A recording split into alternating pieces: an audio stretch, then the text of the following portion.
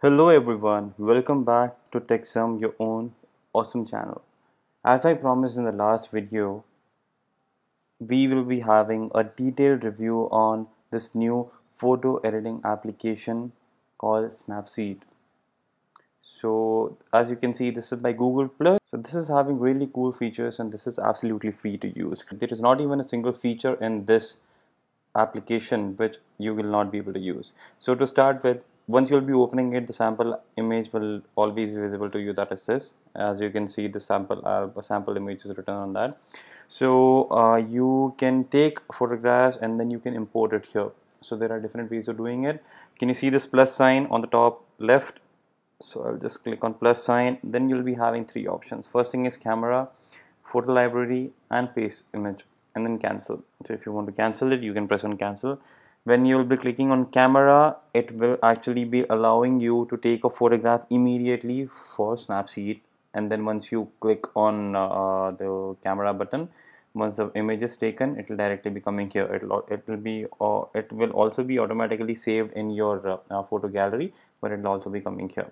Second thing is photo library. So all those photos which you are having on your mobile phone, which are actually saved there, you can actually so you can use this photo library option for that. The last one is paste image. What happens is there are many images which you have which you would want to edit but are available online, or maybe say on Facebook or maybe somewhere else, where you would not want to download it. You just want to copy it, paste it here, edit it, save it, or do whatever you want to. So right now, for the convenience sake, we will be using this paste image option. So I'll just click on that. I was having this open in Google, so I'll just click here and I'll copy. I'll just go back to Snapseed. I'll click on plus sign, paste image.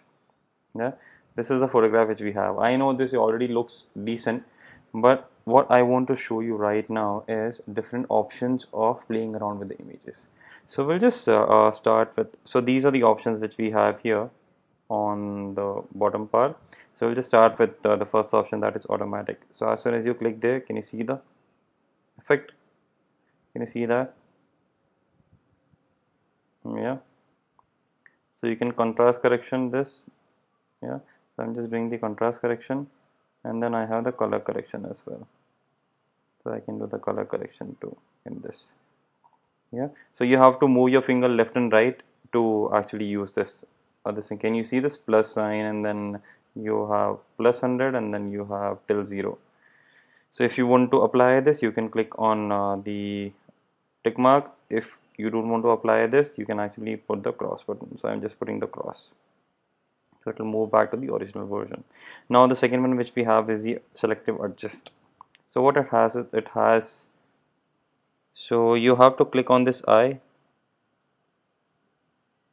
you have to click on the plus, and then you have to put this B, and once you move it, the brightness, it is changing the brightness of only that part. It is not changing the brightness of any other part. So you can actually change it. If you don't want to change brightness, if you want to change contrast, you can actually slide down or slide up, and then if you want to change the saturation of only that area, you can do that. Once you are done, you can click on so you can actually select different parts here. So you can just click plus, and then you can click somewhere and this thing will be coming in. So you can do this. The next option which we have is tune image. So tune image gives you all the basic features which you want to do in the photograph. So all you have to do is, right now you are not seeing anything. So what you have activated is, as you can see in the bottom center, brightness. So it's 0. If you will slide your finger to left and right, the number will be changing to plus or minus. As you can see the effect, okay, this is the 0, minus 100 brightness, plus 100 brightness. So I'll just come back to 7, maybe say 9. I'll just slide my finger up and down. Can you see this option? Yeah. So I'll just go to contrast. I'll just go back a bit here. I'll go to saturation. I'll increase the saturation. I'll go to shadows. I want to decrease the warmth. I want to decrease it. So yeah, this was the effect. Yeah. The next option which we have is called straighten. Straighten, if you want to straighten your images, so all these windows will be coming in, so you can just move your finger left and right, and then you will be able to do that. Yeah, so once you do that, can you see this? Yeah. So if you want to revert back, you can click this, the arrow option here. Yeah, and I'll click on revert. So we are back to the normal one. The next option which we have is crop. Crop, as you know it. So if you want to use this, if you want to use this, if you want to use this for say Instagram, where you have the square image, so what you can do is you can quickly click on the left side, this option. Yeah, so all these options will be coming in. First is a free, wherein you are free to crop to whatever proportion you want to, whichever axis. The next one which you have is the original. You want to keep it original. The next one which you have is 1:1, that is the Instagram image, so it will be a squared one. Yeah, something like this. Yeah. The next one which you have is din, and then you have some other ratios, 3:2, 4:3, or something like that. So if you want to do it horizontally or this thing, you can do this by clicking this option. Yeah, so we'll just go back to the normal one again.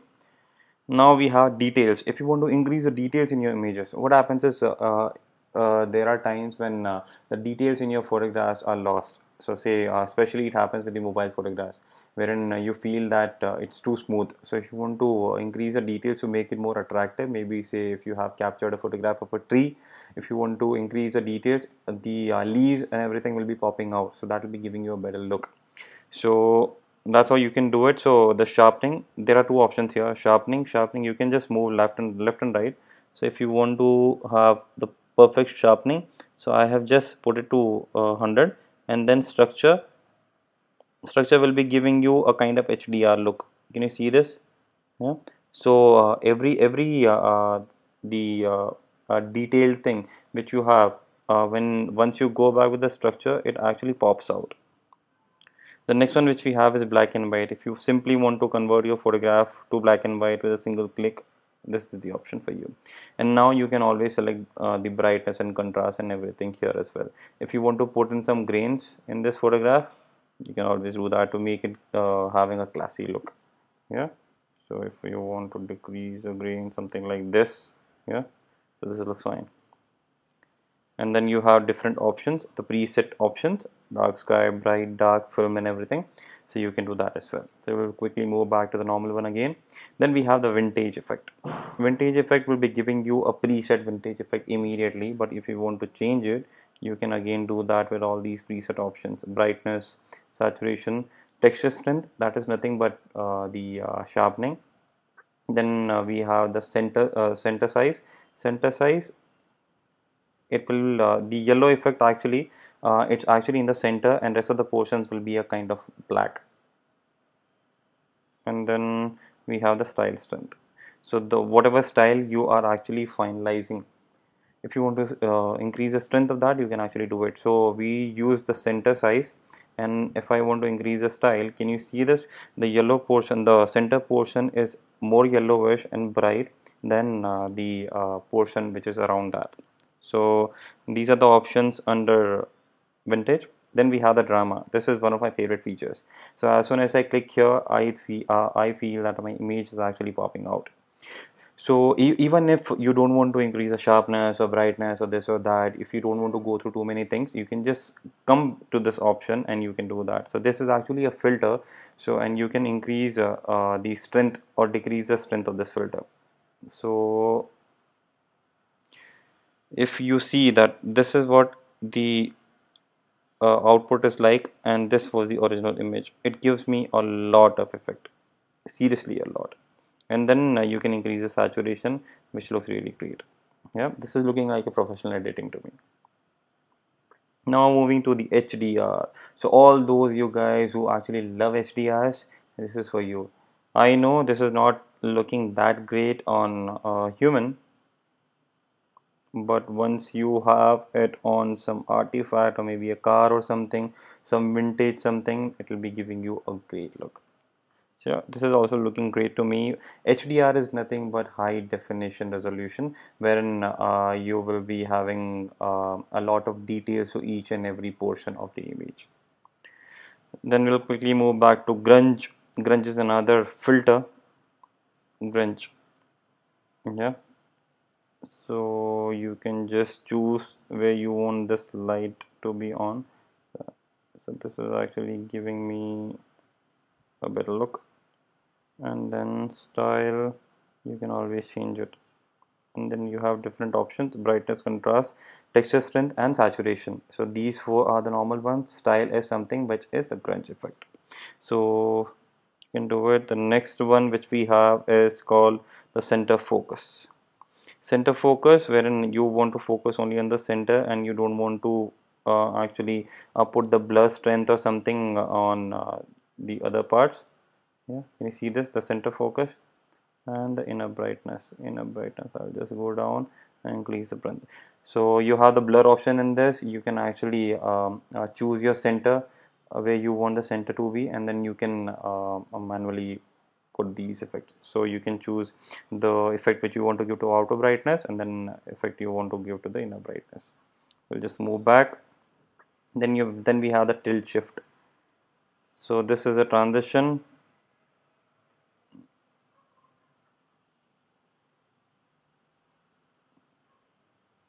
Blur strength, brightness. So what this is doing here is transition.